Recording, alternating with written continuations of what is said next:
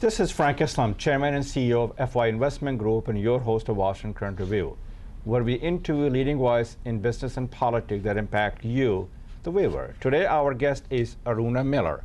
She's the member Maryland, and she's a member of the House of Delegates in Maryland. We are very fortunate to have her in our show. Thank you very much, Aruna, for coming to our show. Thank you for having me, Mr. Islam. I appreciate that very much. Tell us a little bit about yourself. Sure. Well, foremost, thank you for having me on your show. You're most welcome. And allowing me to be introduced to your audience. So a little bit about myself. I was actually born in India and arrived to this country when I was 7 years old. We lived in New York and mostly grew up in the Midwest. I'm a civil engineer by trade.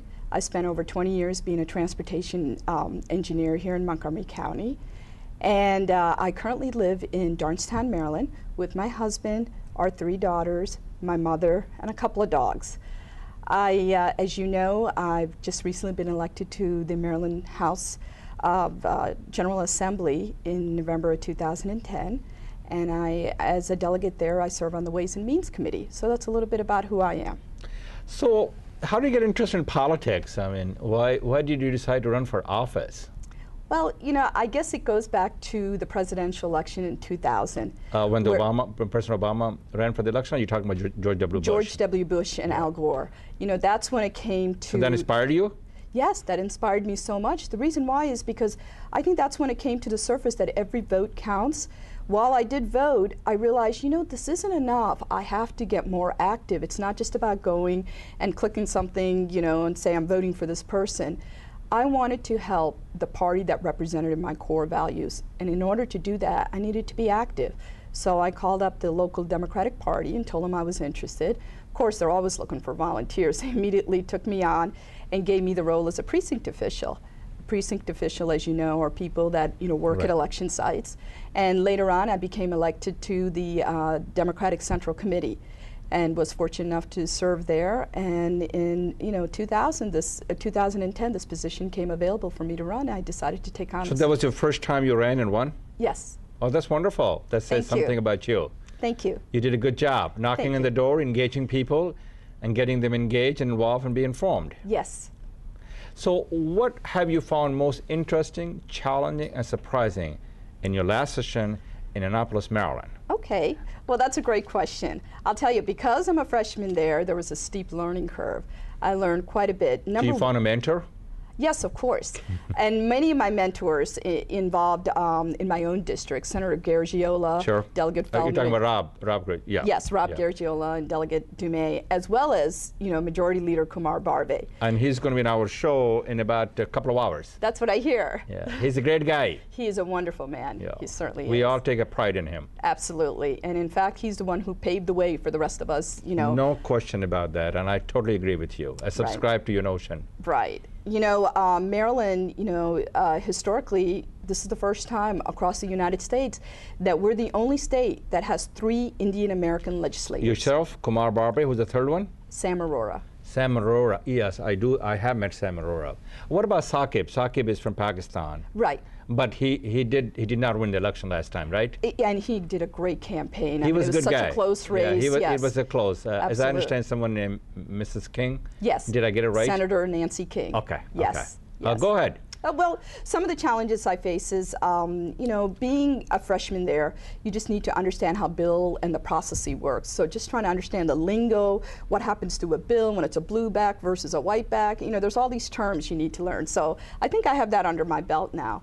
Another thing that I learned that was important is to build relationships. That's what it's all about when you're over there. When you're dealing with senators, the delegates, the executive office of the government, which is the governor's office, you need to be able to work with people. You can't just come in and say, okay, I'm going to do this and be inflexible about that. You have to be flexible and compromise. So that was a great lesson for me to learn. And finally, I was really surprised at the number of bills that are introduced while you're there. During my session, there was 2,300 bills that were introduced, of which 2,300. That's a lot of bills. That's a lot of bills, but only about 30% got passed. And I found that the area that you have the greatest impact in getting bills through is on the committee that you serve. I serve on the Ways and Means with 22 other delegates. Is that a very plump? Is that a pretty good, how you say Means Committee? Yeah, Ways and Means. Ways and Means. It's So, very similar to what you have U.S. House of Representatives. absolutely. Okay. It's very similar. I got it. And I serve with Delegate Kumar Barve on there. Okay, great. So that's where you have the greatest impact on how a bill, changes or. So did you pass any legislation, Aruna? I did. I was very successful. How many? I did 2, and I'm very proud of that. And your name is attached to those bills? Yes. And what's the name of the bill? Okay, one of them is to remove the state mandate in Maryland that automatically delivers white pages, phone directories to every customer, whether they want it or not. This bill would say that only the customers that want it can call in to Verizon and say, I want to have that, white pages delivered to me. Otherwise, they will no longer deliver it. This is, an improvement for our environment because all of these, once I know when I get them, I immediately throw it into the recycling bin. So everybody else does the same thing. Exactly. They're antiquated, so it stops the automatic delivery of that. My second bill, which I'm even more proud of, is where my own District 15 constituents came to Senator Rob Garagiola. And what it does is it increases the statute of limitations for 4th-degree sexual offense with minors. Right now, minors have 1 year to report a crime and identify the perpetrator. After that, the person is free. And sexual crimes are the most underreported of crimes, particularly when it involves children. Agreed. Because they're fearful of it. So this opens that window of opportunity for them to come forward for 3 years, which is a great step for children and women in general. Well, sounds like a pretty good bill. Yes, I'm very proud of that. So when would that be implemented? Would that become legislation? Is legislation right now? It will become the governor has signed it yet? Yes, okay. He has signed it. Okay. You're the first Indian American woman, not the man, to get elected to the Maryland General Assembly. Do you feel the person of Indian origin, so both of us share a common history and heritage here, gives you a unique perspective? Absolutely. If so, why? Well, here's one of the reasons. My father came to this country in the 1960s. As an immigrant? As an immigrant, yes. He came here, left everything he knew, like many immigrants, their country, their family, their friends, their culture. When you take that bold step to come to a new country and cross the Atlantic Ocean. Cross the Atlantic, yes, absolutely. You see they have a lot of struggles that they face. No question about that. Discrimination, language barriers, other things that immigrants from any country face. Growing up, I saw my father, the struggles he faced, the sacrifices, and he gave us, enormous opportunity by bringing us all here. And because of that, I feel like I can very much relate to the immigrant population. In my own district, in 15, 17% of the population is Asian Americans, of which majority of them are immigrants, not ones that are born in this country. So I feel like I can be that resource and conduit for them to address the concerns, that they face as immigrants. And you can relate to that. Absolutely. And in another way with the Indian American community, what I'm trying to do is, in the state of Maryland, we're trying to create a sister state relationship to India. So there's what state you're targeting right now? Well, there are several states that are there. The one that I'm championing is Andhra Pradesh, which is the state that I was born in. Yeah, I'm not sure where that is. Somewhere in the middle of the country? Yeah, it's South India. It's South India. I apologize. Yeah, no, that's quite okay. So your story should resonate well with the millions of immigrants across the globe and across our land. Yes, I hope so. And hopefully there will be a source of inspiration to all of them to get engaged in politics. Absolutely. And maybe to be like Aruna Miller. No, actually to be like Mr. Frank Islam. No. Not only are you a successful businessman, you're a philanthropist, a community leader. I mean, that's what we want. We want the whole person, not just focus on one area, and you represent that. Well, thank you very much. I've been touched by your grace. So tell me, Aruna, what do you believe are some of the most important issues facing Maryland?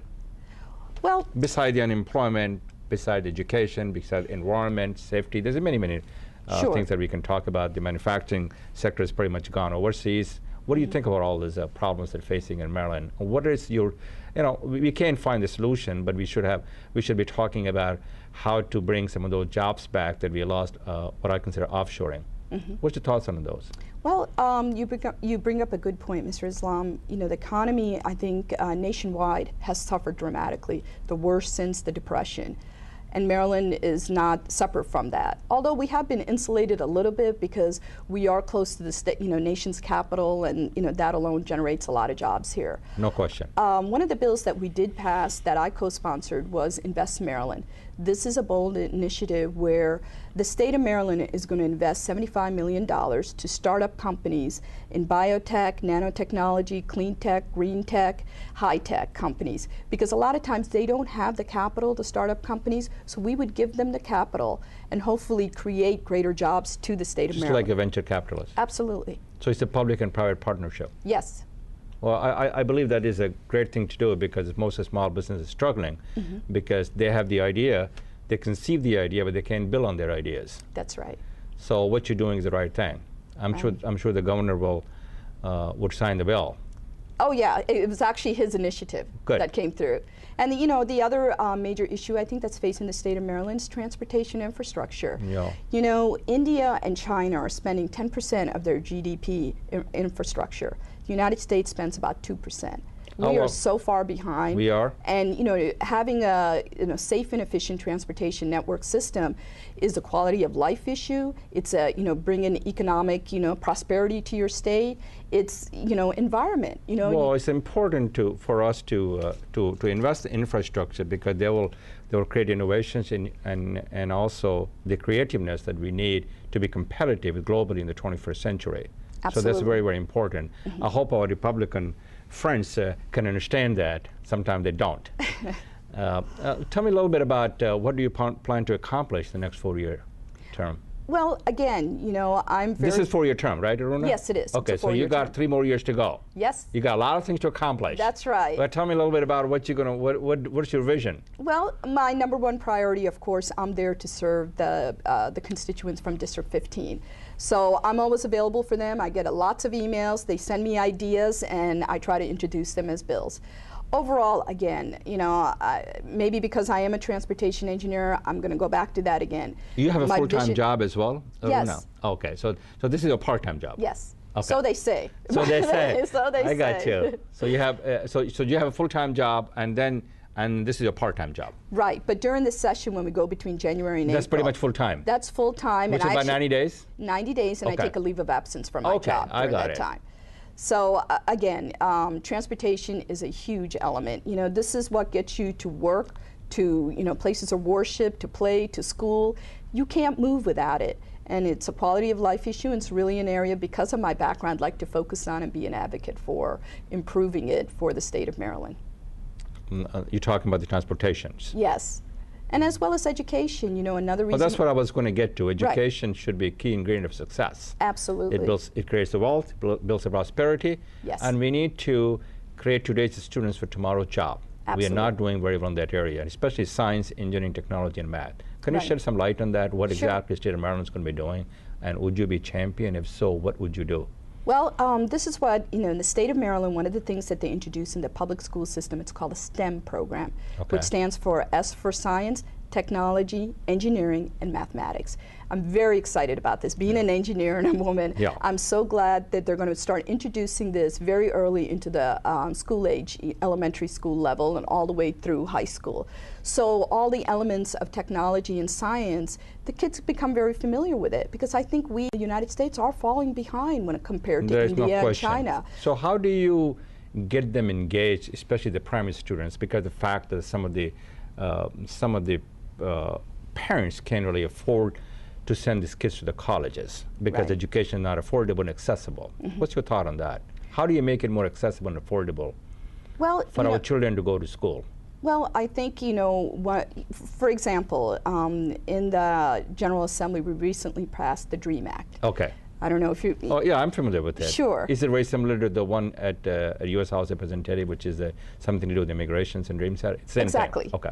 And, a lot of times undocumented workers and immigrants are labeled as only Latino. Sure. That is not true. There's a lot of Indian Americans that come here under the H-1 visa, and the company goes under whatever it may be, and they're still here. And we need to keep them. Yes, absolutely. I'm talking to a lot of people in the Congress that if you have graduated from any universities over here in science, engineering, technology, we should give them a green card.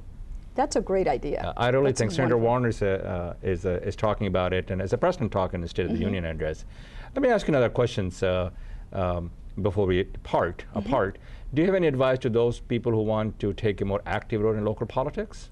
Absolutely. I would tell them that many times people think that if they vote at the national level and at the governor level, they're really being active.